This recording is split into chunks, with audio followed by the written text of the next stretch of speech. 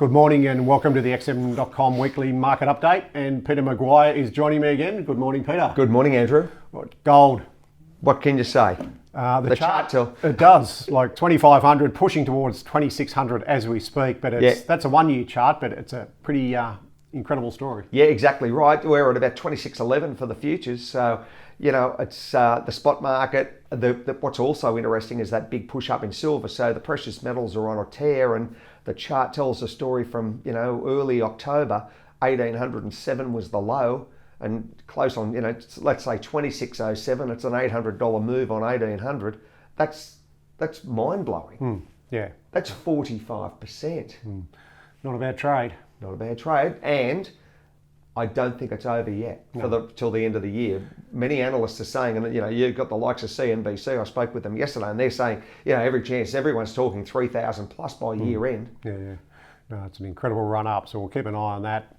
UK last week, GDP came in at 0%, which is not ideal, but there seems to be some green shoots in the UK at the moment. I love your optimism. What are you going over there for a holiday or something? Tell me where. But I do agree with you. It has had, when you're looking at from the services sector, your PMIs and so on. But I think the jury's out, my friend, as far as interest rate cuts. Are they going to roll one through? They should. When you're looking at those PMIs, and I think they've got inflation's relatively okay. They need to worry about from a labour market perspective, similar to the Fed. Well, looking at that chart, at least there's improvement. Yet unquestionable. So it's obviously coming off a pretty low base there. So, yeah. But the BOE meets this week as well. Yep. So you've got a lot of central banks, Indonesia tomorrow before the Fed. But when you're saying that year, what we've seen across, when you're looking at manufacturing, it tanked this time last year. We were all thinking, is there, heading at 43, 44, that's dire. Yes. And it has. It's been very strong since then, so that's a great sign. So I do take your optimism. And obviously the pound's pretty strong, but more so probably on the weakness of the US dollar. Yeah, now at 100.7, that's really come under some big pressure to the downside, that US dollar index. And Elizabeth Warren came out and she's saying 75 basis points. So you're running about at the moment, I suppose, 50-50, because the CME had a chart. I saw it yesterday with Ausbiz, and it was 52% with probability of a 25 basis point cut, 48% for 50. But now with Elizabeth Warren coming out and many of those Congress members saying, maybe we've got structural weakness in the labour market, maybe they might front load it with a 75. That would really shock the market. It certainly would. So, and you can't say it can't happen. No, and because there's room for it to happen as well, yes, considering how high the rates are. And what they want to achieve by year end. There's no meeting in October, so they want 115 basis points of cuts.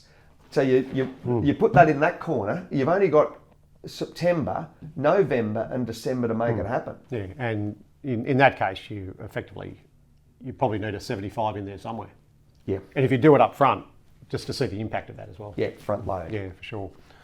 Eurozone, they dropped their rates last week, only 25 basis points, but they are another central bank, along with quite a few others now, where interest rates are starting to drop. Yeah, I wonder if the Aussies will do that, see the light. But we've just got to see whether the Eurozone, what the impact that has naturally, and where they move come the next couple of meetings leading up to Christmas. Maybe we're going to see another one as well. Yeah, it wouldn't surprise me. So. Finally, the US, obviously plenty going on in the US in the political space. We've got the interest rate call this week, so there will be a drop in rates. It's a matter of how much. And the CPI numbers and PPI came out last week. They were down only slightly, but they are still heading south, which is what the Fed wants. Yep, exactly right. And you can't argue with the chart, so we've just got to see.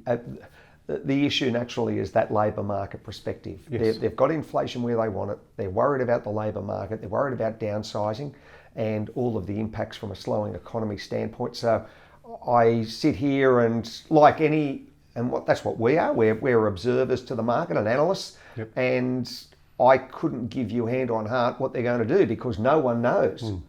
When now you've got three opinions. Yes.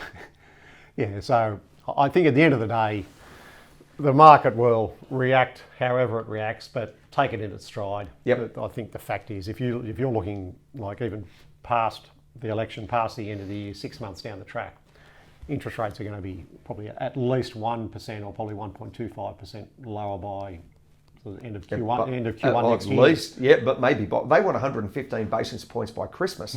So, yes, and I mean, that could even roll out to that Q1 if there's a new political party in the States. And, we've just got to see, the general impact leading up to retail sales and everything as it rolls forward for Christmas. But I think if the labour market holds up reasonably well, if that sort of falls off a cliff, then you've got some issues. But if it holds up reasonably well or holds its own, that's going to be a real, give that equity market some more horsepower. Oh, no doubt, if interest rates are coming down that much. So, watch this space. Well, you've only got to look at it. When we were just before the show started, we had a look at the charts. The Dow's at an all-time high today. The S&P's 30 points from an all-time high, and the Nasdaq's 1,000 points from an all-time high.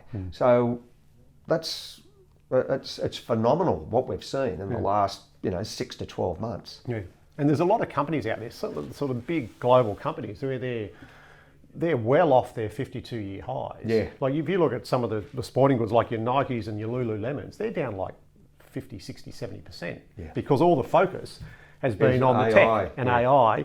A lot of the energy companies, their price is off considerably. Because cheaper energy. Because of oil as well. So there's plenty of outstanding companies who are trading at extremely cheap prices purely because the focus has been elsewhere. Yeah, and that's where the money's hunted. Yeah, exactly. So plenty of opportunities, no doubt about that. And people would have sold those stocks down and bought into the ones that are moving. That's fast. That's fast trading. Yep, exactly. All right, we'll keep an eye on all this data, particularly out of the US, and we'll touch base on that next week. Big week ahead. Yeah, for sure.